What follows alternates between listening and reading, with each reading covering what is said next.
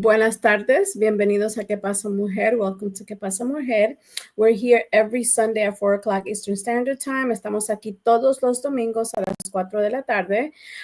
Hoy tenemos una invitada muy especial y todavía estamos celebrando el mes de la herencia hispana. So today we have a very special guest as we're still celebrating Hispanic Heritage Month here in the United States. So we're extremely excited about that. So we're going to go ahead and bring Maddie on. Maddie Garcia. The author, the poet, the woman, the mother, the wife, the financial expert, the friend, all of that. Thank you. Gracias. Buenas tardes. ¿Qué pasa, mujer? Gracias, Viviana, for that introduction. Oh, my God. So always nice to be here. Glad to see everybody and super excited about today's show. I have so much I want to say, so much I'm thinking, so much. So, yeah, you're going to hear a lot about me today. Hey, did you know that today is National Sunday? S-O-N? Yes. I was telling my son, and he said, "Mom, it is Sunday." I said, "No, Sun, S-O-N, Sunday." He's like, "Oh my gosh." But yeah, something that, for the mothers and fathers out there, make sure that you celebrate with your children because it is National Sun, S-O-N Day. And then we're still celebrating Hispanic Heritage Month. Tell me some things that you've done so far to celebrate, Maddie. Celebrating, like I said, I think we talked a little bit about this, and I said I was going to get like t-shirts so I could wear to work, just celebrating my culture. So I have gotten an array of like t-shirts, like the one that I wore yesterday had a thumbprint with a Dominican flag, and then he said it's in my DNA. We wore one on Friday saying Hispanic Heritage Month, and he had like all the flags in Latin America. So I got a couple of more, that I'm gonna, we get to wear t-shirts on Fridays and Saturdays. So when I do work Saturdays, we wear t-shirts and jeans. So, I'm excited about that every time I, show up with my new t-shirt.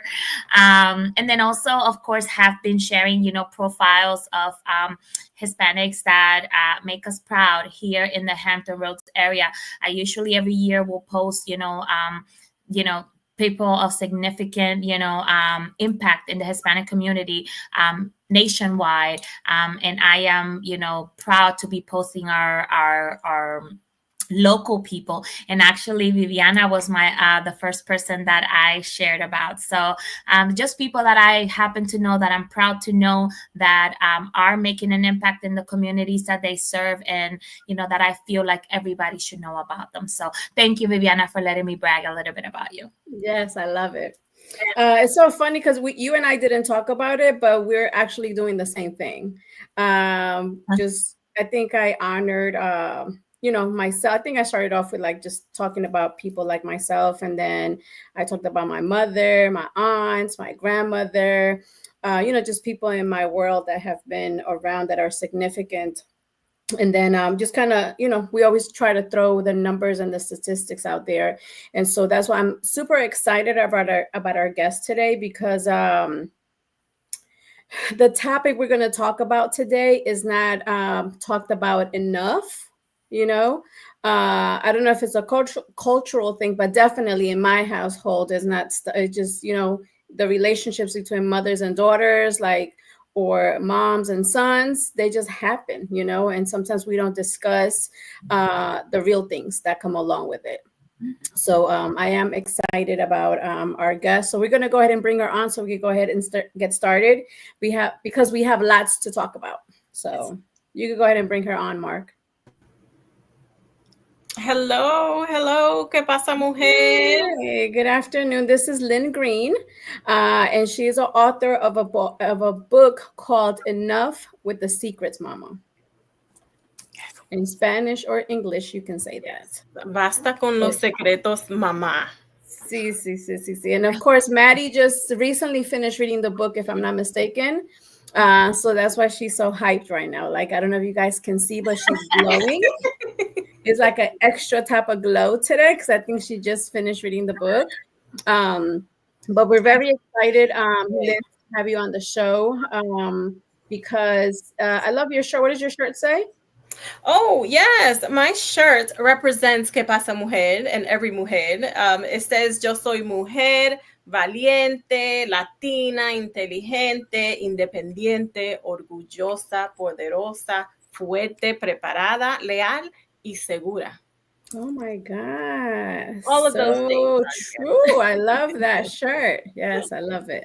Yeah, and you know that's the definition of a woman in Spanish, English, German, whatever language we speak. You know, we bring so much to the table for ourselves and to be able to help whoever else is around us.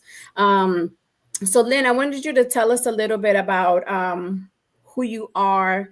Why are you doing what you do today in your professional life and your personal life? Yes. Well, first of all, I am a child of God, and it's only because of Him that I am doing what I'm doing today. I am one of six children between my mother and my father. I am the youngest on my mother's side. Technically, the book goes into what that means exactly, because my mother also took on my niece who raised her, and she raised her as her daughter. I am a 44-year-old woman going through perimenopause, so Lord, please help me. Welcome to the Um, club. Okay. Yes, I am married to my wonderful husband, now 11 years married. His name is Mikkel. I call him my business genius. He is actually the person who helps me take risks, because I am not necessarily the risk taker in this relationship. I have a son, so happy International Sons Day to all the boy moms, Yeah. who's 24 years old now. And I am probably the most reserved in my family. But through this whole process, I've obviously, I've had to come out of my shell for the purpose and the mission, which is spreading the message of Enough with the Secrets Mama, which is maternal healing. I think that was definitely a calling that was kind of dropped on me one day, and I was pretty much just nudged to share the message because I think it's necessary. I am also a law enforcement professional. I am a crisis interventionist and advocate for a law enforcement agency where I am. I've been with this agency for about 19 years now. And in this capacity as an advocate for 10 years. Prior to that, I was a juvenile probation officer working with juveniles. So I have had my share of working with the Department of Juvenile Justice, working in federal government. And then, as if that's not enough, I also have a consulting business with my husband where we consult to small businesses and nonprofits. So I'd like to say right now in this moment, I am just living my passion for connecting with others, especially women, as it relates to this message, and just really helping do the work of resilience with people in the community and helping people grow and heal. What a mouthful. I love it. You And know, the show is over. Stop there. I just love it. So my mom gave me, here's Lily Mato. She said, "Oh my God." So she, you know, she loves all the stuff that you're doing. But she gave me the Latino magazine. She bought it this week and she brought it to me. And so one of the statistics that are on there is Latinos will make up 20% of the US population by 2060. 1 in 4 new businesses is Hispanic owned. Yes. 4.1 trillion GDP of Latino businesses are in the United States.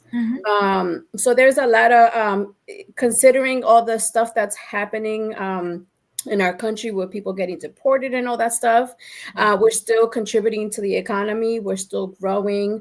Our businesses, our families, our students are still going to school. They're still graduating. So we have really, we're overcoming many things. And I just think that it is, you know, and we thank Pod TV and Roku TV all the time for the platform that they provide. Because like I told, you know, Lynn, we have the liberty to discuss everything that we discuss here, and it's always in a positive manner because we like to highlight people like you, Lynn, you and your husband. just it just sounds like you guys are, of course, not perfect, but very well-rounded people trying to do a lot of positive things to impact not just your household, but things people outside of your household as well. So I think that's crucial. I wanted you to tell me a little bit about why this, and I know you do other things besides the book, but I just find this topic very interesting. I'm an only child, and I'm the oldest granddaughter, and so there's things that maybe today I have had some raw conversations with my mother and my grandmother, but I know we haven't tapped into everything, right? And so I wanted you to tell me a little bit about why you decided to write this book, Enough with the Secrets, Mama. Yes, and thank you for giving me the opportunity, because it's been an emotional journey, to say the least, but it's been so healing. Not just I felt like I had healed at the point I decided to write the book already, but even through the sharing of my story and connecting with other women, and the confirmation I've received by writing this, and other women telling me, "Oh my goodness, like." That is me. This is the life that I have lived. The reason I wrote it was because I felt like I had lived my life, a good majority, as much as you can call majority. I'm at 44, right? Of my life, just with, like, I felt like a little penita en el corazón, like a little pain in my heart that constantly nudged at me. And I just didn't understand why, if I felt like I was the most amazing child, right? And of course, I'm dramatizing a little bit on that, but I tried to be the perfect child for my mother. And I was not receiving the love that I felt I deserved. And it was trying to understand that, and where that comes from, and why she was the mother that she was for us growing up, was how this book was birthed. Obviously, I had gone through the process of healing through therapy. I really couldn't talk to her too much about it, because conversations didn't really go too much of anywhere. I used to get the defensive, like, what do you mean? Are you calling me a bad mother? And it wasn't that. It was just that I felt like I was sandwiched between my brother and my sister, because they needed her more, in her words. And so I just really wanted other women who have heard that. The phrase was, ellos me necesitan más, or tú eres responsable, tú no, por ti yo no me tengo que mortificar. I don't have to worry about you at all. You're responsible. You got it all together. But I still needed my mom, and I found, in conversation with women in the community, that there were more people that felt that way. And I found myself having these conversations over and over. And for me, that was confirmation that I needed to share the story of how I came through it, and try to help others do the same. Yeah, I first want to say thank you for your vulnerability, and for, opening up, and, taking the step to kind of put it in writing. I have a very good friend of mine that says, you're going to live forever now. So congratulations on that. I do want to say, when I saw the title, or when you see the title, the first thing you think is, oh, she's going to say everything about her mom. It's like, that's kind of immediately where you go through. But as you read the book, it's not enough with the secrets, mama, but it's about you. It's you personally. It's your secrets. It's your story. It's like, I'm not hiding behind anything anymore. This is me. So it goes beyond your mom. It's also about you. So I appreciated that. Also love how in every chapter, you talked about a topic, and then it's like you ask a question in between. It's like, is it? Kind of leaving it up to the reader, and opening the door for, like, the next part of the story. So beautifully written, and I enjoyed it very much.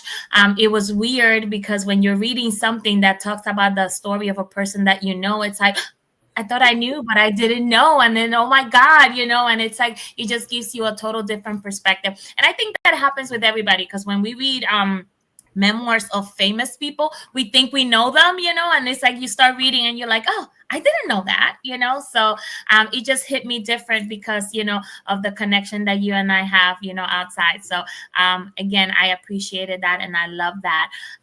But when I started reading the book, I'm sorry, I have like a whole notebook worth of notes here that that I am gonna kind of tap into. um, Hey.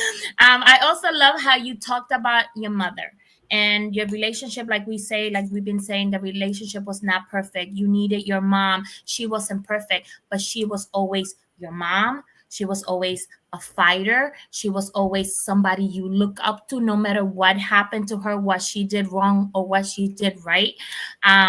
I love that you never stop highlighting how much you admired your mom. And I think that was beautiful. And it's wonderful because we always think about, the people that we look up to, they're perfect and they never did anything wrong. And, on the book, it's anything but that. Your immigrant story. Can you tell us? And I'm about to start crying because, as you guys know, I love my mom. So My tears were already starting to well as you were talking about.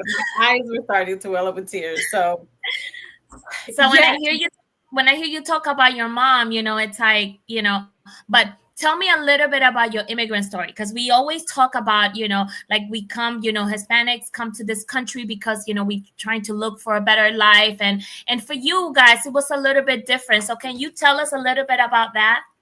Yes, and let me also just state the entire title of the book, because there's the title and then the subtitle. And so it's Enough with the Secrets, Mama, an immigrant woman's story of overcoming failure, equipping women with the skills they need to live a life free of maternal heartache. And so for me, it was important as I was healing my relationship with my mother and trying to understand her, to start from the very beginning, where she came from, the life that she lived, how we ended up, coming here. So my mother was born in the Dominican Republic. She was born in La Romana. Um, all of my family, on my mother's side is from the Dominican Republic. I speak a little bit in the book about the migration of Dominicans to Puerto Rico, which is how we came about. And there's so many Dominicans in Puerto Rico and born in Puerto Rico, and a lot of people don't know that. So she met my father in Puerto Rico. And obviously, that was a journey to try to get closer to a life of freedom. Puerto Rico was the closest that we can get. And so she met my father there. They ended up having a not so healthy relationship. The relationship became toxic pretty much by the time I was one. And soon after, my mother decided to work up a plan to leave Puerto Rico, and ultimately we ended up here. Puerto Rico to Dominican Republic to here, because Dominican Republic was home. That's where my grandmother was, and her parents and her family was. That's how we migrated here to the United States. We landed in, of all places, the smallest state in the United States of America, Providence, Rhode Island. And that is where I learned to speak English. Just coming from, all I knew was Spanish, this, life that I was born into, and to an entirely different country. And it's interesting because most people who hear me speak, number one, just think I'm Black. They don't hear an accent, but I literally learned English here. Sesame Street was my absolute favorite. With all the words, I think that was a precursor to my learning. And then, right into elementary school, I picked up English very quickly, and reading and writing. And, that's been a passion that I have had forever. That migrating here, coming from a different, country, was interesting because we actually came from a more privileged background, in that my mother had a person who cooks for her. We had a nanny. She was a businesswoman. She had salons. My grandfather was also well off. That, my family actually was really into business, and they had set themselves up pretty good in the Dominican Republic. And most people will say, well, then why come here? And it was for the education. My mother wanted us to have a good education. She didn't think that it compared, to what the United States could provide. And we roughed it out. We got food stamps, we got the block cheese, we lived in the projects, you name it. That has been my migration story.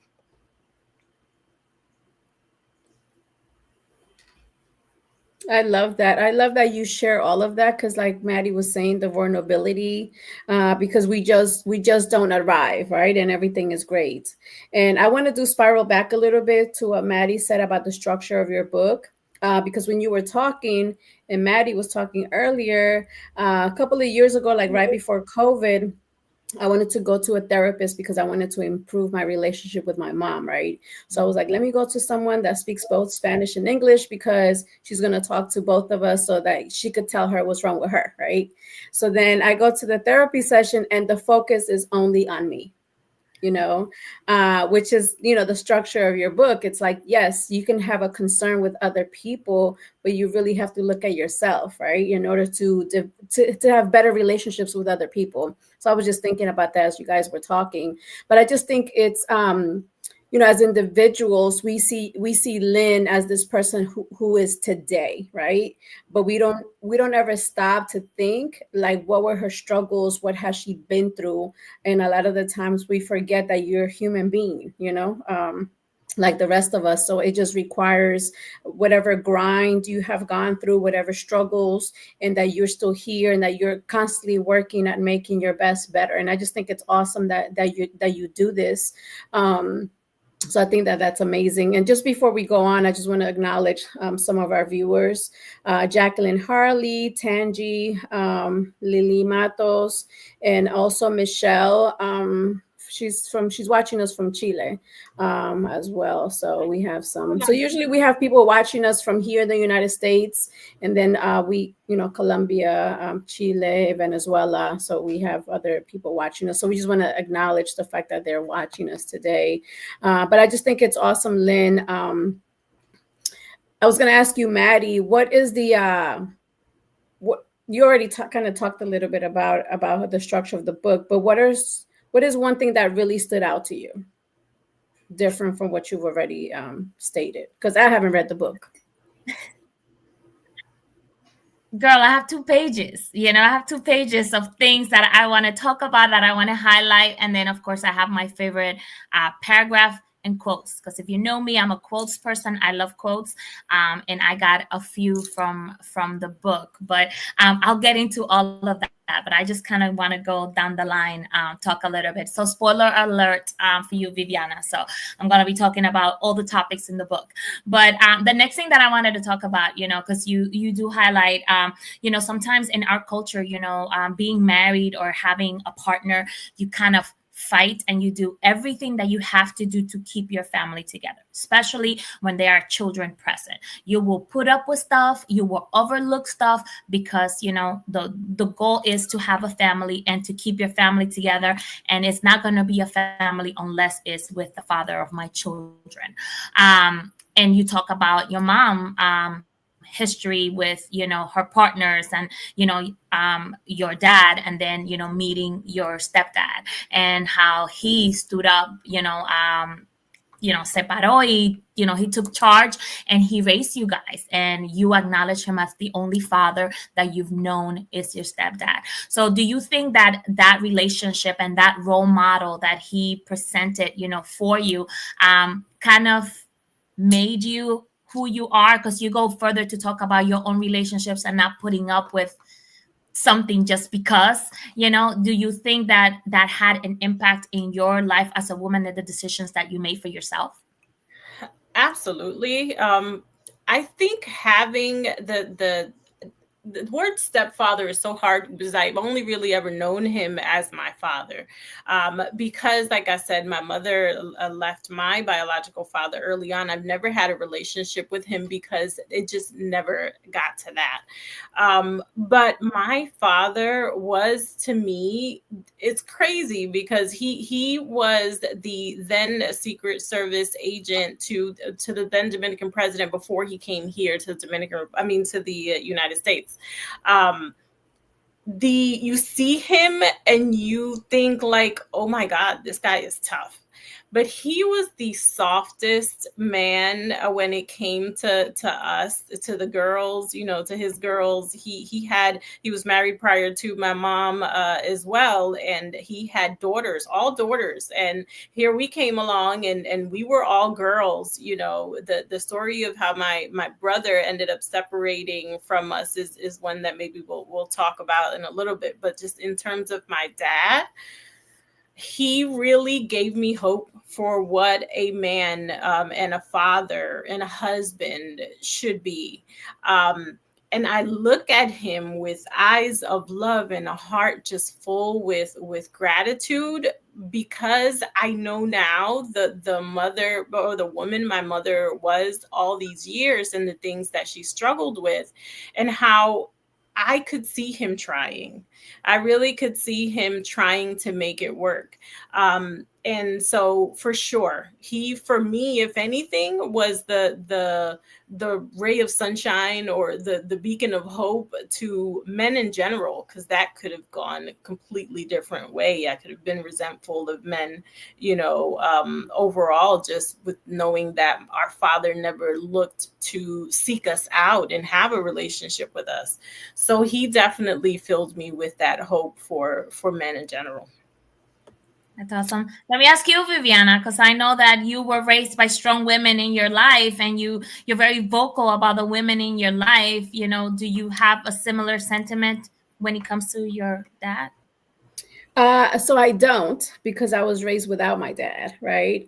But as I became a mother, I reached out to him because I wanted my boys to have a relationship with him, right? And so I think that that's important. Just because I had a struggle with you, we can overcome that and just kind of switch it back so that we can either fix it, or, because my children have nothing to do with the relationship that I have with my father. So to this day, my father does have a relationship with me and my grandkids. And so I wouldn't say that it's at 100%. There's topics that I've tried to have. And when it's just him and I, it's difficult to have those conversations. But if his mom is there or his sister is there, then we can have those transparent conversations a little bit better. And today, being 47, I have found I have my answers to the questions that I've had growing up. But definitely my mom and my grandmother and my aunts have been pillars for me to be able to see. Like, I purchased my first home when I was like 22. And even though I have a lot of things, that stuff you were talking about in your heart towards maybe my mother, like she has always been my number one cheerleader, always. I felt a lot of fear buying a house that young, and she was like, no, you could do it. Like, she didn't say, oh, I'm gonna help you do it, or I got you. No, she said you could do it. So she empowered me to do all of those things. And I hate to say to people, like, your mother's your father and your mother, because I think that everybody has a different role. So I give my mom 100% credit for being my mother. I don't think that she was able to teach me things that my father would have, but definitely she in her mistakes, she has given me 100% of her. Most definitely.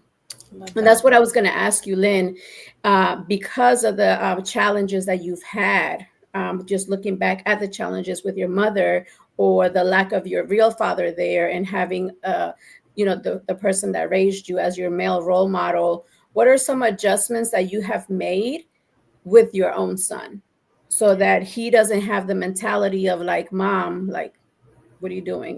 So yeah. It's not going to be perfect. I know it's not, but what are some things that you intentionally have done to alleviate that trauma or hurt?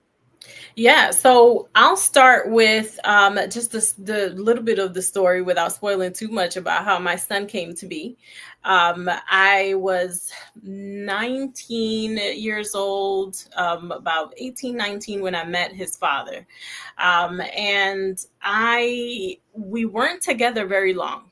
And I happened to have found out that I was pregnant about 4 months after we had already broken up.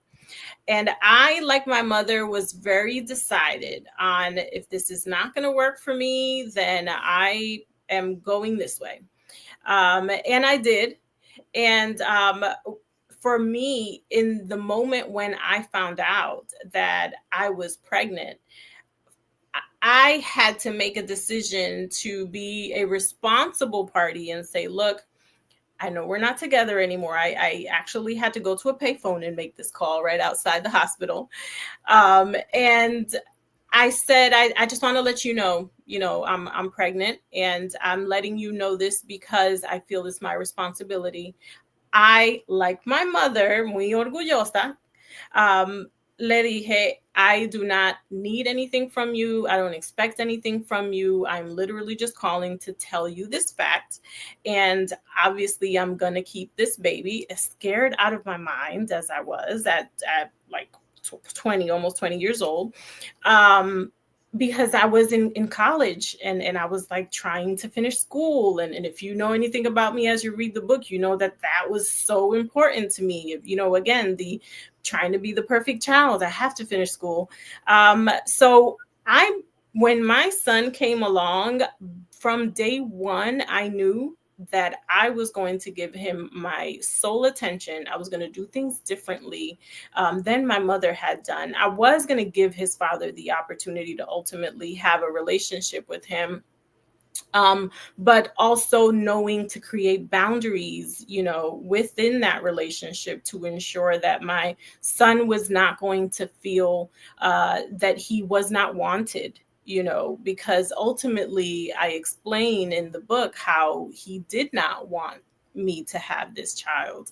But all the daughter of Teolinda Ogando that I am, I said, I don't care what you say. I'm going to have this child and I'm going to figure it out. And I did. I ultimately prayed that someone would come along just as my father was to us, and would be an amazing father to my son. And God blessed me with that.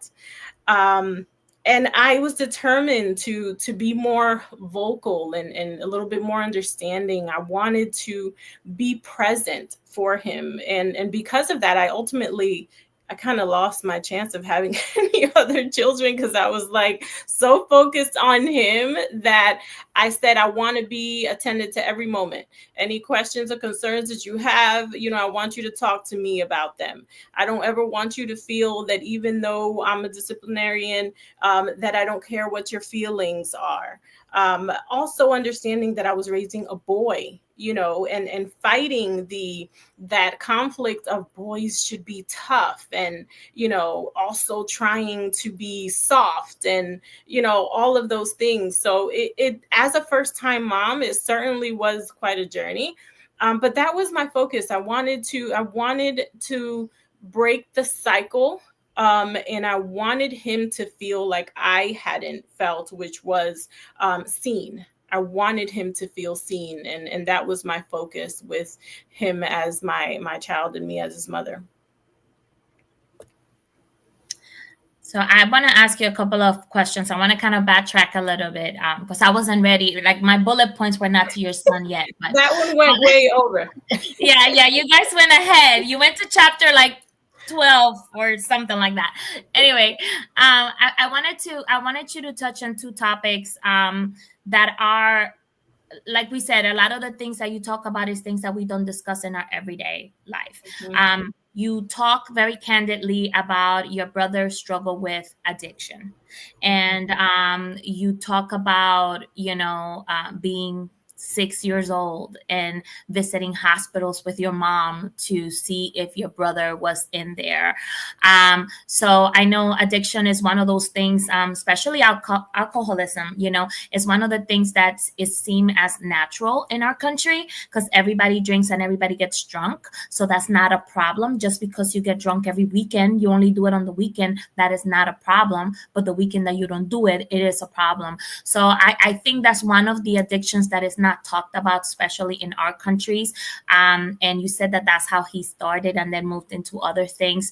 Talk a little bit about the impact that relationship had on your mother and on you growing up, and the example that you didn't want to set for your son. Yes. I would say that it was this relationship that my mother had with my brother of what we came to know later on as an enabling relationship. Although she didn't know, that, and there are many parents in this position and many family members in this position that all they want to do is help. And really the ways that they're helping is only hurting them more. My brother was a product of a child in the Dominican Republic that was taken to the bars and the strip clubs by his father. Long before, if there even is an age where at that time you were allowed to drink, because I think at that point, many years ago, young boys were drinking as early as 12 and 9. And so he was one of those boys. His father, businessman, used to take him along with him, firstborn. And it developed these habits in him. Ultimately, as he grew up, he was known as the golden child. He could do no wrong. If he didn't want to go to school, he didn't go to school. And then slowly, he started falling into this life of addiction, of alcoholism. Ended up, falling into some harder substances once he came here to the United States. And then ultimately deported, because of some legal issues that he came to because of his addiction. So seeing my mother struggle and seeing her entire life till this day, I'll be very candid and honest, not being able to fully enjoy her life because she was so consumed by what he was going through and what he was experiencing. That as children growing up in that environment, we saw that. We saw the pain and the anguish and the stress and the hurt that my mother experienced the entire way through. And so when I talk about secrets, I'm speaking of the things that parents sometimes hold in, not knowing that kids are very observant. We're feeling things before we even see them. And then seeing them is only, the quería decir, I always get my sayings wrong. La agua que derramó el vaso. La gota que derramó la copa. Sí, la gota que derramó el vaso. Like it was spilled over at this point, and we're like, okay, like this is what we have. And so you speak of one of the instances where my brother he would disappear, would go on these binges, and my mother wouldn't hear from him. And the first thought was to go to the hospitals and see if that's where he was, because there's been many times where he came home battered and bruised, would turn the corner, we would see him coming down the street, just really beaten up from wherever it was that he came from. So early on, that was our responsibility, especially as we were learning the English language. We were the translators. She would pull us out of school for things like that, in addition to if she had an appointment at the food stamp office or at the doctor's office. That was our role. So felt like we grew up a lot quicker than we should have, right? Yeah. And to piggyback a little bit on that too, you also talk in the book about this sense of responsibility that you felt all of your life. And I think, again, it's a cultural thing. I think in our countries, like the children are seen as like the parents take care of the children, and eventually the children will become the caretakers of the parents. Like that's why people, like, I hear it, like my husband says it all the time. He's like, oh, he'll call one of the kids, come turn on the lights or come turn off the lights. And I'm like, why can't you just get up and turn? He's like, why do you have kids? That's the reason why we have kids, so they can do stuff for us and eventually, take care of us. So there is this sense of responsibility that you talk about, that you felt, that not necessarily your brother, I mean, your brother couldn't, but your older sister didn't have, or your younger niece sister didn't have either, but you felt it. You felt like you had to take care of your mom. You talked about getting your first job and getting your little job and then bringing your whole paycheck to your mom. What teenager does that? So can you talk to us a little bit about what the thought process was for you, and how you, even after you were older, later in the book, you talk about being on your own and having your own life and still sending money to your mom because mom needed money to pay the bills, even though you had your own life. Yes, yeah. So it was my seeing her struggle from as early as I can remember that it kind of created in me this sense of, I need to do whatever it takes to make her happy. That as a kid, 5, 6 years old, as early as I can remember, her seeing her feel a certain way or do certain things, and I can sense she was unhappy. In my mind as a kid, I'm thinking, like, what can I do, to make sure my mom smiles, to make sure she's happy, to make her happy. I used to do little things, and I don't think I wrote this in the book, but I used to do little things like hide things, from if I knew she was going to be looking for her. You did say that in the book.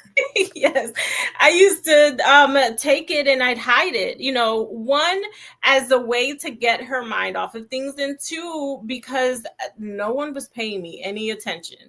And I would then miraculously, it would show, oh my God, mommy, look, lo encontré, and then I'd show her, and she caught on to it after a while. She's like, ¿cómo va a ser que cada vez que se me pierde algo? Como que Limari siempre sabe. You know where it is. Every time I lose something, you know where it is. So that was the sense that I had created growing up, that I felt I was responsible for her happiness. Fast forward through my life, that happened with school. That happened obviously with my education. That happened with my profession. And then when we moved to Miami from New Jersey, my father wasn't with us. At that time, of course, I didn't know what was going on in their relationship. I just know that my mother said, we're moving to Miami, and off we went, all the girls and my mom, and no one had a job. And I was like, okay, like, I'm the only one who has a job, so I am working, while I'm in school, my senior year in high school, and paying the mortgage and making sure we have food, and while trying to finish school and all of that. So that's the kind of responsibility I carried on with all my life. And of course that sticks with you even beyond, because now I've graduated college, I've left home, but she's still unhappy. And I'm still like, what can I do? What can I do to make sure that she's happy? And sometimes that meant, sending money home. And sometimes that meant sending her a plane ticket to go and see about my brother. And then, bringing her back, whatever it took. That was my role, I felt. Do you still feel that responsibility today? It's funny you should say that, because I had healed from all of that, right? And the thing about the healing journey is it never ends. And my mother is going through the, later stages of her years, and we are now caregivers. And when we moved her from Miami, we started to see her health decline. I saw myself falling back into those habits, and I had to check myself. And I remember my husband being the one to say, I get it. You want to make sure your mother is good, But like, you're hardly ever home, and literally I saw myself like making sure she had her salon and that everything was exactly as it would be comfortable for her. And I saw myself going back into those same old patterns, but now I recognize them. And I had to check myself and backtrack, and thank God for a husband who's understanding and is like, and checks me too. Yes. So during the time that you were, because you mentioned how you had healed from it, and then you kind of had to check yourself. What are some things that you did to heal yourself to not become an enabler or to engulf yourself into her so Yes. much? The hard part was I had to distance myself because it wasn't healthy for me to continue to give, and felt like I was still not seen or appreciated or considered. Um, I'll tell you that it wasn't until I launched this book, I had a personal book launch, and my mother was listening to them describe, what I do, who I am, what I've done. And I remember seeing her turn to my sister and say, wow, she does all of that, not ever considering to have a conversation with me about my life, in general. I'm just living over here and she's living over there, and we're never really coming together. So that was a real excuse me, a realization for me, that I had to set some boundaries, because I had to do whatever it was that I needed to, including therapy, to get myself in a better frame of mind where I didn't feel like I lacked anything. I didn't feel valuable. I didn't feel worthy. And all because of the relationship I didn't have with my mother. And so I wanted to gain all that back. I needed to understand why the need to feel validated, and bring all that full circle so I can fully heal from it. But certainly therapy was a big, big move for me. And just distancing myself in that isolation period so that I could heal. Yeah. Let I me just let want, me I'm read. sorry. I just want to read you're gonna have to come back on the show anyway because Maddie is not done with all her pages. But I just want to read a comment from Lily. She says, cada historia de estas madres mujeres tan valiosas son las que nos dan estas hijas tan productivas que impactan otras vidas. So I just wanted True. to read that. That is so true. My heart. Yeah. Mhm. I just want to read a couple of lines from the book about this particular topic that you guys were talking about. It says, it took some isolation, prayer, meditation, motivational podcasts, books, readings, conversations with my husbands, my friends, even strangers, as well as some deep soul searching to realize that at the end of the day, the one person I must be happy with is me. I can only control myself, my thoughts, my reaction, and my own happiness. And this is like towards the end of the book, page 170. And it's like when I had to stop when I got to that, because I think sometimes, when, and again, we didn't even touch on all the other things. We skipped to the end of the book. But anyway, um, we didn't talk about everything you talked about, failed relationships, with your mom, with men, failed businesses after you got married, trying to have other kids and not being able to have other children. And then so much, everything just kind of went wrong in your life. And then COVID happened and it forced you to isolate yourself and kind of think about this. And then reading this quote, kind of made me take a step back and say, sometimes, we try to find a reason why, a why on everything. This is happening to me and this is happening to me. And then, this kind of just made me pause and, can you talk a little bit about how you got to this point? Yes. And wow.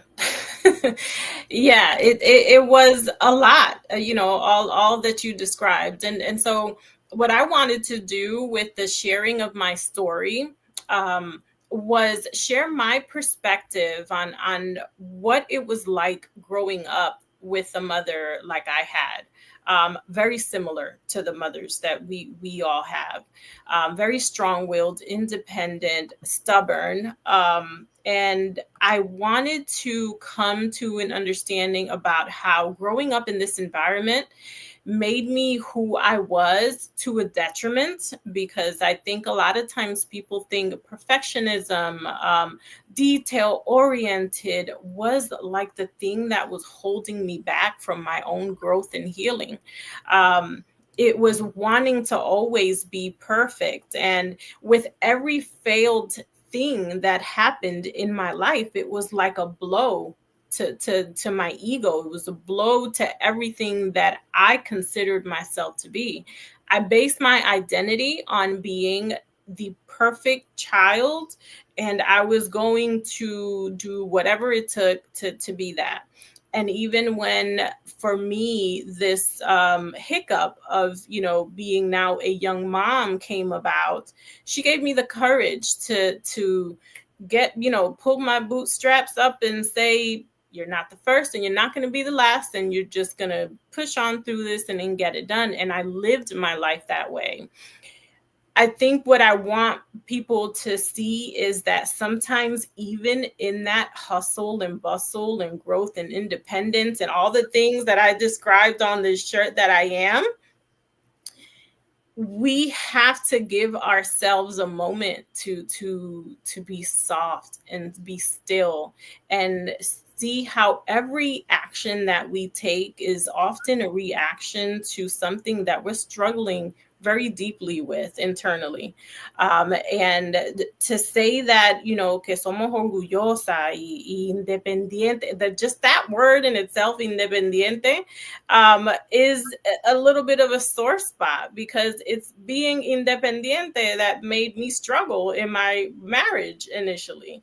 It was carrying all these traits that my mother had into my marriage, and then realizing, okay, this is not going to work. Like, so, okay, so how do I do this now? Like, who am I, and how can I make this work?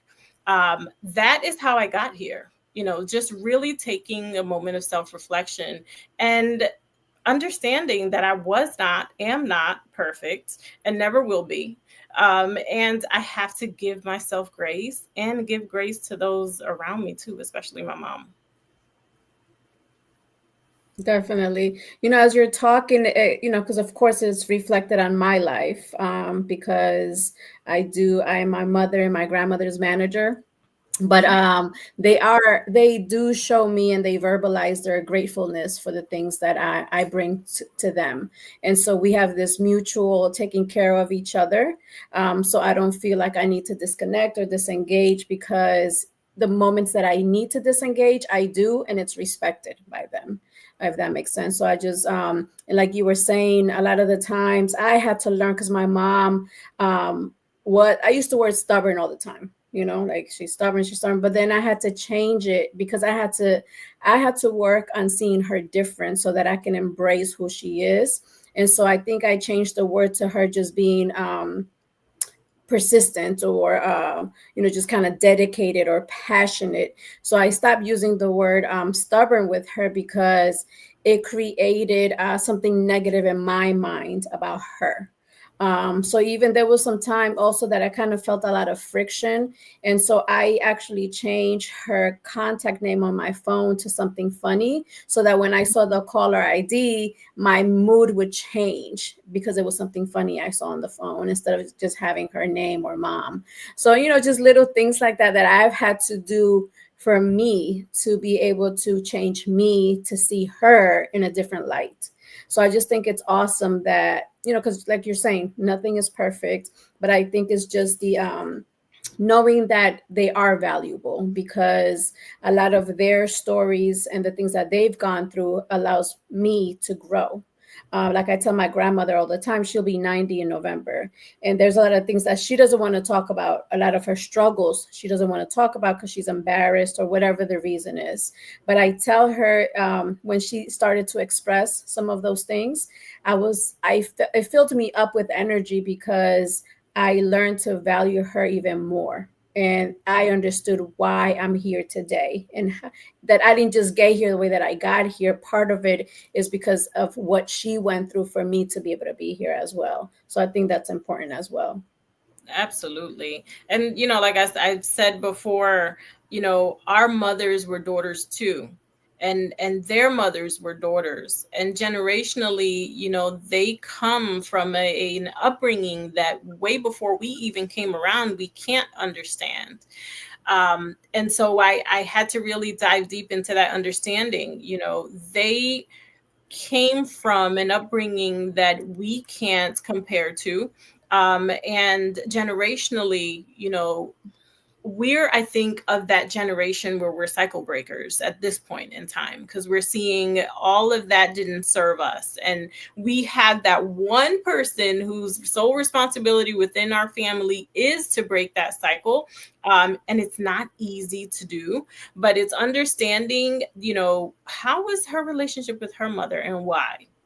And how was her relationship with her grandmother, and how was her mother's relationship with her mother and why?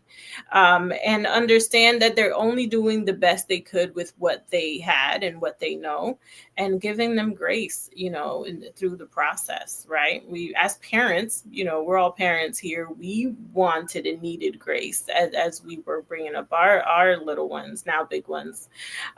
So yeah, I think that's important. Mm-hmm. Maddie, you can ask the last question because I already know you got 10 of them that you didn't get to. No, actually, yeah, we are at the end, so I don't want to ask a question. I just kind of want to say thank you again to Lynn for one, for being here, for letting us openly discuss, your book and share.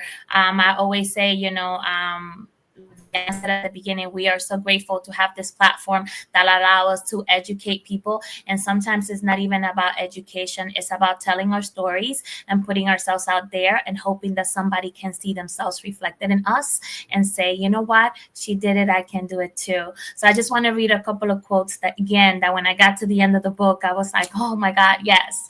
So page 180, you said, never let yourself stay immobile for too long. Always look for growth. I feel like through this book and the work that you did in the book, especially, towards the end when you talked about how you got there, that was one of the things that you were aiming for. How can I grow? How can I be better from this journey? And then you said, be fearless. You were on the book, you kind of touched on pursuing and looking for what is my purpose? What am I here to do? And you said, be fearless in the pursuit of what sets your soul on fire. That hit me in the gut, because it's like sometimes, again, we are looking for what we want to do, but are we really doing what makes us happy? And again, what sets our soul on fire? And then you say, your destiny is already awaiting you. Surrender to the push. Yes. I just love that. Thank So you. Thank you for all of that. Yeah, that's great. Thank you. Thank you, Lynn, for giving us your time. Just your time, really, because and your heart, because we can kind of see your heart being exposed here on the book, and just your personality is amazing. And definitely, we're gonna have to bring you on again because I know we didn't get to certain topics, but yes, we just want to, just encourage people to read the book for personal growth. For personal growth, for acknowledging, who we are. Sometimes we have struggles in life and we can't put our finger on it or a word on it. And sometimes when we read a book like this, it might bring light, and it might bring, eliminate some type of hurt from our heart just by getting exposed to the topic. So we thank you. And of course, as you know, our time is up, and we always end the show with one of Maddie's poems that are always, Yes. So we're ready for you, Maddie. Again, thank you, Lynn, and this is gonna be a short one. Hopefully, I can get through it. Again, just kind of reading the book and the relationship with your mom.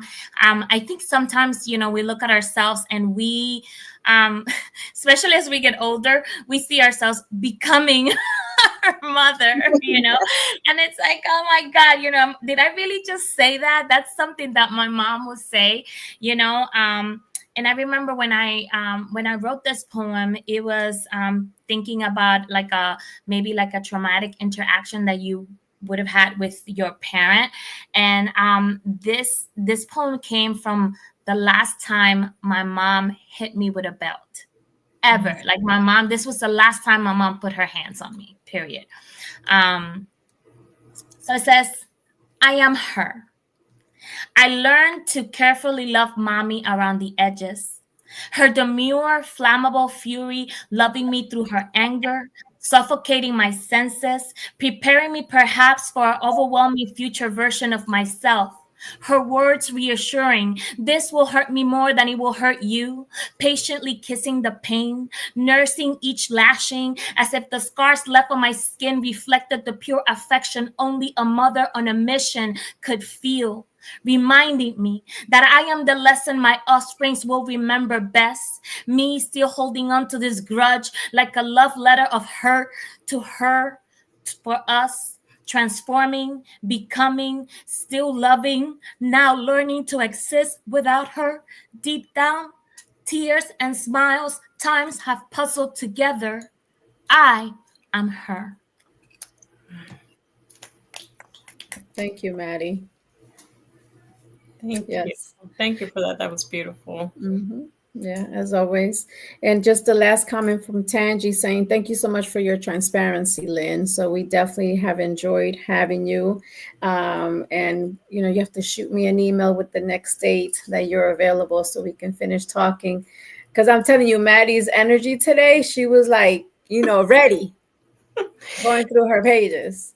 Yeah, I can only imagine. There's a lot that wasn't discussed in the book, but it's just so powerful, I think, and it speaks to our resilience as women, nuestra cultura también, que nos trae a ser mujeres poderosas, and there's absolutely nothing we can't accomplish, despite all the things that we've been through, right? So I can't wait to keep talking some more about all the amazing things that are in this book to discuss. Yeah, this is just the beginning. This was just the intro. Yes. So thank you for having me. I'm truly honored to be here. Yeah, we loved it. So we just want to make sure that you guys have an amazing week. We want to say thank you to Maddie, to Lynn, to Mark, to the platform of Que Pasa Mujer. And we hope that you guys have an amazing week, as Tangi would say, on purpose, like Maddie says. So we will see you again here next Sunday at 4:00 Eastern Standard Time. Thank you, Mark. Thank you. Bye-bye. Are just so impressed with them. Like I said, we've been with them for years. I will recommend and refer anyone to them.